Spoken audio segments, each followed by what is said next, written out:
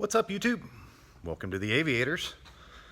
So we're working on the headliner, and I haven't had a chance to work on this in probably 2 weeks. It's just been crazy cold and snowy and crappy and all the other reasons why you wouldn't want to be in a dank, dark hangar. But I did make some pretty good progress on the headliner, and I thought I'd show you how this thing works. It's been pretty fun, kinda, in a headliner kind of way. But all right, here we go. I'm gonna show you. I'm gonna come around to the other side of the airplane here, where the lights are,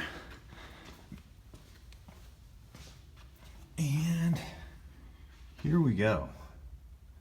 So you can see that it went in pretty well. There's still some scraggly little pieces of wool around, but it turned out pretty nice. Fits in there really good.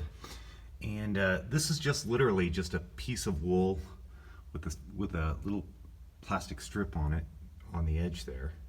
And what's going to happen here is this little fitting is going to come up and clamp the rest of that down like that, so it'll look pretty cool.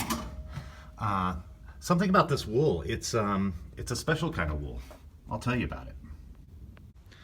So this wool right here, here's a little scrap of it, is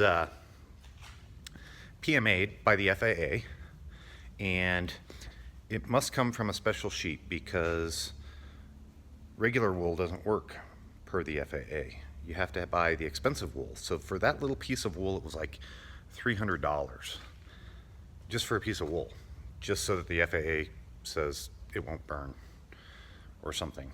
But yeah, whoever told you airplanes are cheap, they lied. And anyways, to adhere it, I used some FAA PMA'd 3M adhesive, basically smeared it all over the aluminum and just glued the thing in. And it went totally, it was kind of time consuming because you have to, I used these spatulas. Let me show you what they look like here. So I used these spatulas, and you can see I kind of got this one clean, but this 3M stuff, this adhesive that I used, it's like this black tarish stuff, and here's what I used to spread it all over the aluminum, and it was literally just kind of spread it like this, and then adhere the wool to it. And then I used this one, this bigger one, to just smooth it out so that there were no wrinkles in it. And you can see that it, if I can get that to focus there, it turned out pretty nice. Then I had to cut out the skylight, and I'll put that trim back on, but you can see some loose wool still there, and I'll comb it and make it all nice. And sorry, the lighting is kind of terrible there, but there's a piece of trim that goes up in there that'll cover all that. And that's a headliner.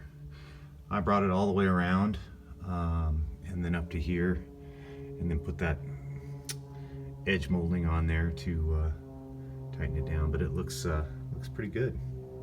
So the inside of this thing is getting pretty close. Here's the fuel tank in the Luscombe.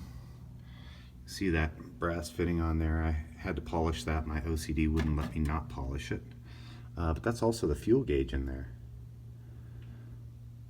And you can see the shoulder harnesses. I've got them tucked back in there. 14 gallons. We'll see how much a C65 uses in fuel. But anyways, I'm pretty happy with it. The other thing I've done is started painting the trim for the interior. And that's all turned out pretty well. You can see I've still got some pieces here that need to be polished. And these are trim that go there on the back of the airplane, on the back of the trailing edge of the wing there. Some other trim pieces. But basically I'm kind of painting them as I go. Some of these have kind of an old vinyl covering on them. If I can't clean them up, I'm going to go ahead and just buy new vinyl, FAA, PMA, new vinyl. Bad joke. And cover those pieces up. But it's all here and it's all ready. One other thing I've got to figure out is old antenna holes. So if you look here, there's an old antenna hole here, and there's another one over there on the other side that's much smaller, right there. So I'm gonna have to figure out how to, I'll probably have to put a backing plate on that and a doubler. 'Cause my intent is not to use these holes, so I'll have to do something to make those look pretty. I'll use the whisker antennas there on the vertical stabilizer to for my radio. But it's coming together. Front window's in really good shape. I finally got it all cleaned up. Some dust in there just from working. Now with these older planes, along the way, I think people like fabricate parts for them and just, call it good. We don't roll that way here, but I've got these wheel pants. Let me show them to you. And I'm no expert in fiberglass, but I'm pretty sure somebody just kind of homemade these. They're obviously not original, and there are pictures of this airplane flying with these wheel pants installed. And oh, there's Sam's ball. So I don't know what I'm going to do about that. I may just leave it naked. I think it looks fine that way.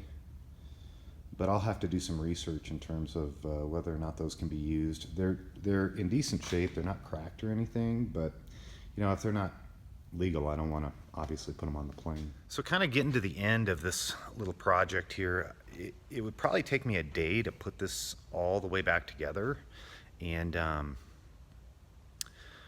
fire it up and potentially go test flight as soon as the annual signed off. I'm not an IA, so I can't do that, but my IA will sign this off.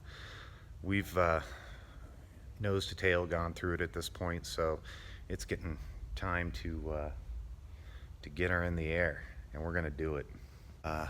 Sorry for the light in the back there bouncing off my bald head, but we're close here, close on this one, and it doesn't look like much now, but once I get the floors and the seats and all the panels put in, this thing is going to look really cool.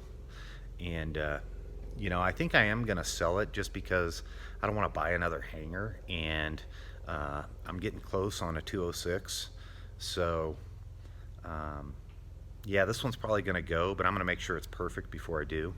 The next big thing is the two instruments I'm putting in. I'm putting in a trig transponder and a trig radio, and they're both really low voltage, so they'll run off the generator. Let me show you that real quick for those of you who haven't seen the other video. So the way this thing works is that generator right there charges the battery, which goes in, well, bad light again, which goes into this battery box.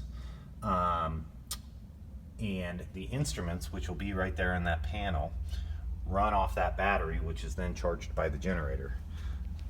So it's kind of a cool little setup.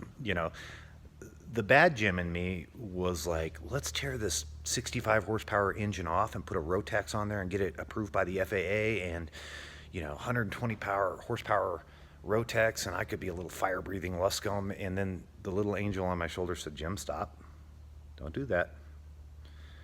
And this time I listened, mostly because this is a really cool airplane and it's beautiful and all that, but I don't really have a use for it. It's just fun to work on. So anyways, so that's an update on the Luscombe for all of you who have been asking, and I'm sorry it's taken me a few weeks to get another video up on it, but that's an update. And so if you like this sort of thing, like, subscribe, comment. Till next time.